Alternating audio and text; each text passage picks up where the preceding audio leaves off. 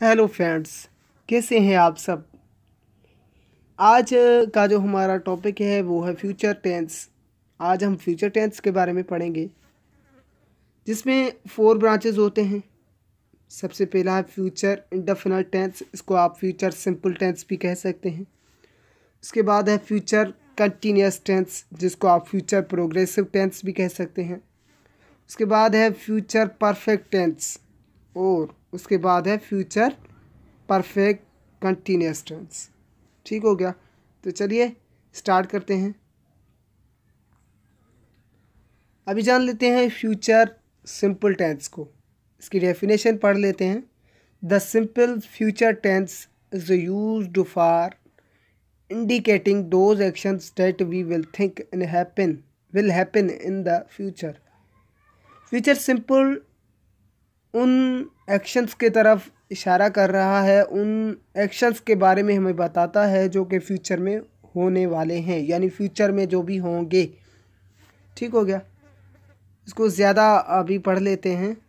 Future indefinite tense, जैसे कि मैंने आपको बता दिया कि फ्यूचर सिंपल और इंडेफिनिट टेंस एक ही चीज़ है। The simple future is used to refer to actions that will take place after the act of speaking और राइटिंग। फ्यूचर सिंपल उन एक्शंस को रेफ़र करता है, यानी उन एक्शंस के बारे में बताता है हमें जो कि आफ्टर एक्ट ऑफ स्पीकिंग और राइटिंग, जो कि हमारे बोलने के बाद या हमारे लिखने के बाद होता है।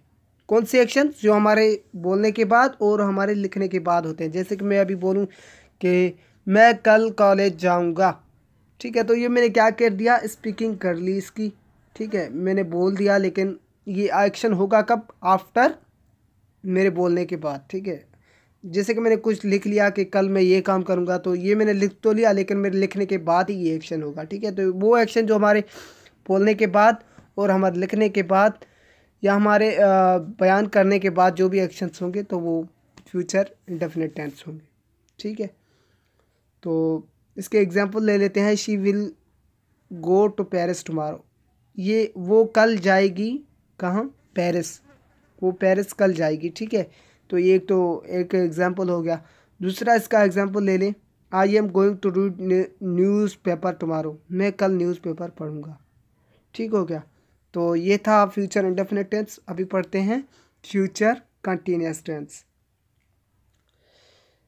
Future continuous tense is used to describe actions ongoing in the future.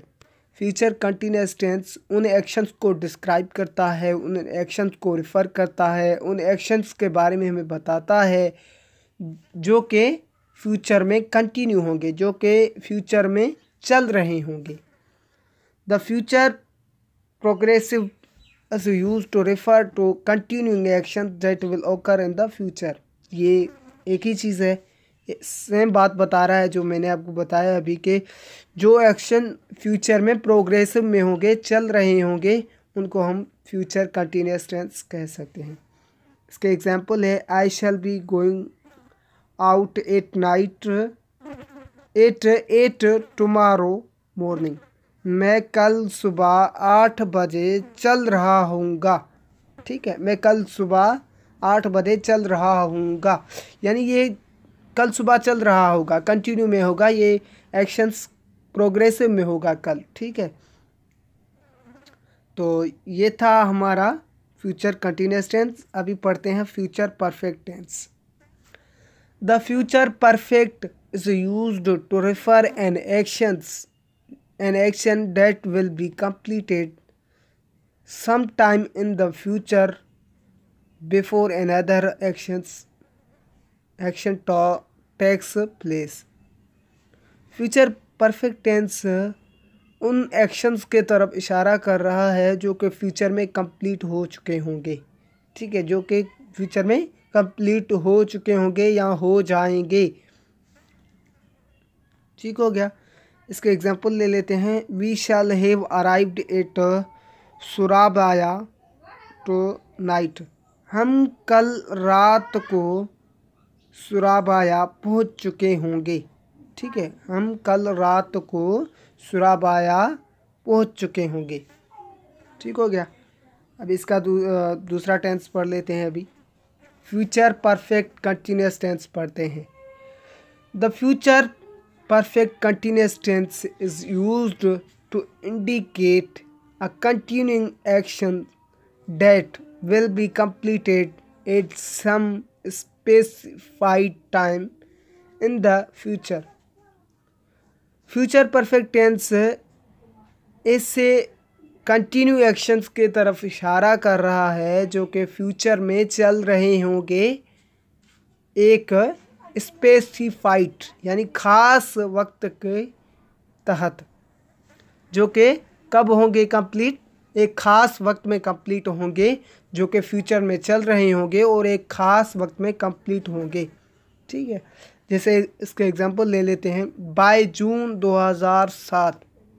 2007 को, ठीक है, जून 2007 को I shall have been working at this office for 3 years। मैं इस ऑफिस में काम कर रहा हूँगा 3 साल के लिए। ठीक है, ये कह रहा है कि जून 2007 से मैं इस ऑफिस में काम कर रहा हूँगा, तो ये फ्यूचर में काम करेगा यानी आने वाले वक्त में काम कर रहा होगा। ठीक हो गया। तो ये था आज का हमारा लेक्चर। उम्मीद है आपको पसंद आया होगा। Thanks for watching.